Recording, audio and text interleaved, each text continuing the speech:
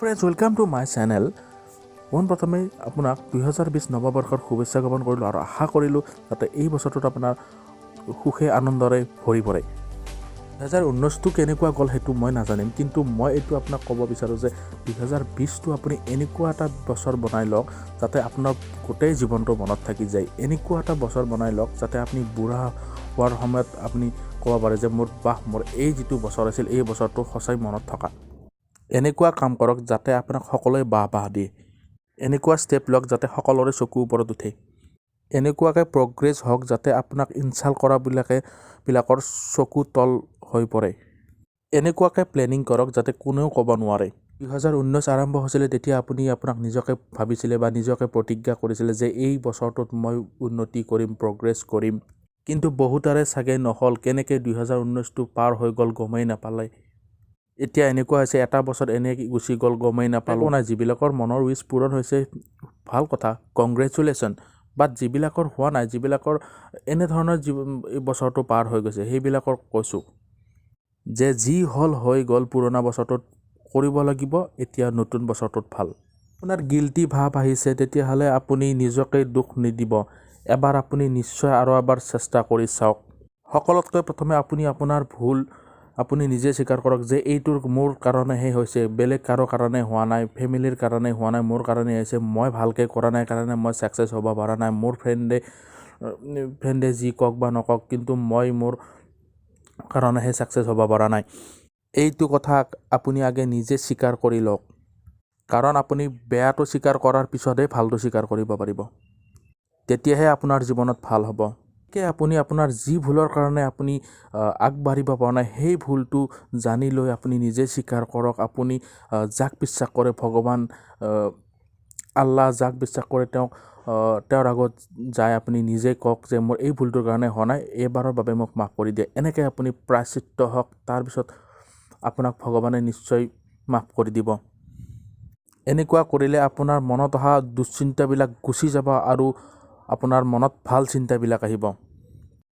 চ' এনেকৈ আপুনি আপোনাৰ বছৰৰ প্ৰথম দিনৰ পৰা আৰম্ভ কৰক। আপুনি আপোনাৰ বছৰৰ প্ৰথম দিনৰ পৰা আপোনাৰ মিছন ষ্টাৰ্ট কৰি দিয়ক। বৰ্তমান কম্পিটিশ্যনৰ যুগ চলি আছে। বহুতেই পিকনিক খাব যাব, সেইদিনা বহুতেই পাৰ্টি কৰিব, বহুতেই ফুৰিব যাব, জেগা চাব যাব।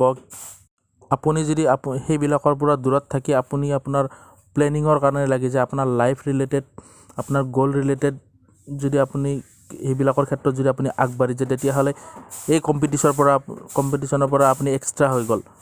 আপুনি সেইবিলাকতকৈ আপুনি এক্সট্ৰা হৈ গ'ল। যিবিলাক ল'ৰাৰ লগত আপোনাৰ কম্পিটিশ্যন আছিল, সেইবিলাকতকৈ আপুনি অলপ এক্সট্ৰা হৈ গ'ল, মানে বহুত ওপৰত উঠি গ'ল। চ' যদি ক'ৰবাত আপোনাৰ প্লেনিঙো আছে যোৱাৰ, তেতিয়াহ'লে আপুনি যাওক বাৰু। তাৰ আগতে আপুনি এই প্লেনিংখিনি কৰি যাওক। এইখিনি কৰিলে আপুনি প্ৰথম 1 তাৰিখৰ পৰা আপুনি এক্টিভ হৈ গ'ল। আপোনাৰ মগজুত নতুন ইনফৰমেশ্যন ইনষ্টল হৈ গ'ল। পোনপ্ৰথমে আপুনি যিবিলাক ভাবি আছে, আপোনাৰ যিবিলাক আইডিয়া আছে সেইবিলাক ইমপ্লিমেণ্ট কৰক। কিছুমানে কি হয়, বহুত দিন আগৰ পৰা ভাবি থাকে যে বিজনেছ কৰিম, কিন্তু কৰিম বুলি ভাবি কৰিবই নোৱাৰে। পিছত কি হয়, আইডিয়াটো আইডিয়াই হৈ থাকে, পিছত পস্তোৱা যায়। গতিকে যদি তেনেকুৱা আপোনাৰ আইডিয়া আছে, আপোনাৰ নতুন যদি কিবা আইডিয়া আছে, সেইবিলাক ইমপ্লিমেণ্ট কৰক। লগে লগে কৰিব চেষ্টা কৰক। যদি আপোনাৰ তেনেকুৱা ডাউট থাকে আইডিয়া লৈ, তেতিয়াহ'লে সেই যিটো বিজনেছ আছে, সেই বিজনেছ ফিল্ডৰ ৰিলেটেড যিবিলাক এক্সপাৰ্ট আছে, সেই এক্সপাৰ্টৰ লগত আলোচনা কৰক। তাৰ পৰা ষ্ট্ৰেটেজি বনাওক আৰু লগে লগে ইমপ্লিমেণ্ট কৰি দিয়ক। যদি আপোনাৰ মনত প্ৰশ্ন হৈছে যে লগে লগে কৰিবৰ মোৰ মূলধন নাই, তেতিয়াহ'লে কমকৈ কৰক, কম মূলধনত কৰক। যদি কোনো এটা কামৰ মূলধন 1 লাখ টকা লাগে, তেতিয়াহ'লে কম মূলধনত কৰক। 20,000 টকাৰ আৰম্ভ কৰক, 30,000 টকাৰে আৰম্ভ কৰক। আপুনি চলাব জানিলেতো চলি যাব। আচলতে আমাৰ মূলধন কমৰ বাবে কাম কৰিব নোৱাৰোঁতো, সেইটো আমাৰ এক্সকিউজহে। গতিকে মূলধনক কোনো এক্সকিউজ দিব নালাগে। মাত্ৰ আপুনি আপোনাৰ উইল পাৱাৰটো ষ্ট্ৰং কৰক। কাৰোবাত যদি তেনেকুৱা আইডিয়া নাই, তেতিয়াহ'লে আপুনি নিজৰ বাবে তেনেকুৱা আইডিয়া চাই লওক, যিটো আইডিয়াৰে আপোনাৰ গ'ল ফুলফিল কৰিব পাৰিব, ড্ৰিম ফুলফিল কৰিব পাৰিব। তাৰ বাবে চিন্তা কৰক। একেদিনে আইডিয়া নাহে। আপুনি ভবা নাই কাৰণে আইডিয়া কোনো নাহিব পাৰে। গতিকে আপুনি ৰেগুলাৰ কোনো এটা কথা চিন্তা কৰক। আইডিয়া অট'মেটিকেলি আহি যাব। আমাৰ হাতত যিবিলাক চেলেঞ্জিং আহে, যিবিলাক টাফ কাম আহে, সেইবিলাকৰ কাৰণে আমাৰ ফেইলাৰ হোৱাৰ সম্ভাৱনা বেছি থাকে। কিছুমান এনেকুৱা চেলেঞ্জিং আহি যায়, সেইবিলাক কৰাটো দূৰৰ কথা, ভাবিবই ভয় লাগে। এনেকুৱা কনফিউজন হৈ যোৱা যায়, কি কৰিম কি নকৰিম তেনেকুৱা হৈ যায়। চ' তেনেকুৱা চেলেঞ্জিং আহিলে কি কৰিব? তেনেকুৱা টাফ কাম আহিলে কি কৰিব? তেনেকুৱা টাফ কাম হ'লে আপুনি কেনেকৈ ইয়াক ছল্ভ কৰিব? আপুনি কি কৰিব, যিটো কাম আপোনাক দিয়া হৈছে সেই কামটো ষ্টেপ বাই ষ্টেপ ভাগ কৰি ল'ব। মানে ধৰক মই আপোনাক উদাহৰণ দিছোঁ, এটা আপোনাৰ পঢ়িব মন নাযায়, ৰিডিং কৰিব মন নাযায়। আপুনি কি কৰিব, প্ৰথমে এটা ষ্টেপ লওক, পঢ়া টেবুলখনৰ ওচৰত যাওঁ। তাৰপিছত এটা ষ্টেপ লওক, টেবুলখন চাফ কৰা। তাৰপিছত ষ্টেপ লওক, কিতাপখন অকণমান খুলি লোৱা। তাৰপিছত এটা ষ্টেপ লওক, 5 মিনিট এটলিষ্ট পঢ়া।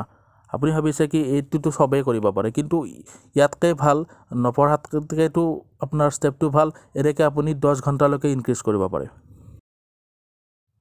আৰু এটা এক্সাম্পল দিছোঁ, যিবিলাক ষ্টুডেণ্ট মেথছ কৰিব টান পায়, মেথছৰ কাৰণে বহুত ভয় কৰে। মেথছ বুলি ক'লে এনেকুৱা লাগে যে বাপৰে বাপ, মেথছৰ এক্সামটো কিবাকৈ গ'লে আৰু বাচি যাওঁ, এনেকুৱা বহুত ষ্টুডেণ্ট আছে। তেওঁলোকৰ কাৰণে মই এটা ট্ৰিক্স কৈছোঁ, এইটো যিটো আগৰ এক্সাম্পল দিছিলোঁ।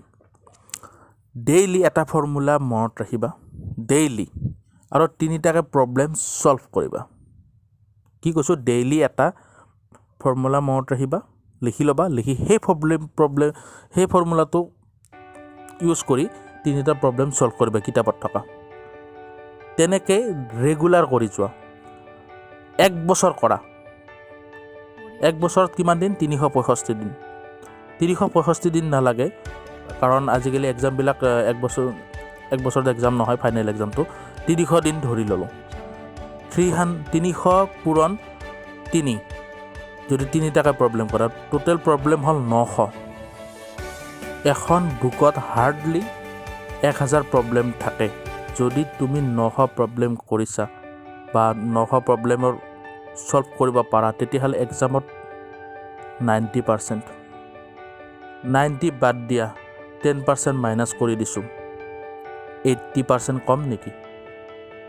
কোনো একেবাৰে মেথছ বেয়া পোৱা ল'ৰা এজনৰ কাৰণে 80% কম নেকি? চ' এইটো ৰুলত কৰা, নিশ্চয় পাৰিবা। চ' আপোনালোকৰ যিবিলাক টাফ কাম আছে, সেইবিলাক এনেকুৱাকৈ সৰু ষ্টেপ লওক, যাতে আপোনাৰ ভাবিবই লাজ লাগে, এইটো কৰিব নোৱাৰিম নে? এনেকৈ লওক আৰু এনেকৈ কমপ্লিট কৰক, ৰেগুলাৰ কমপ্লিট কৰক, আপুনি নিশ্চয় ছাকচেছ হ'ব পাৰিব।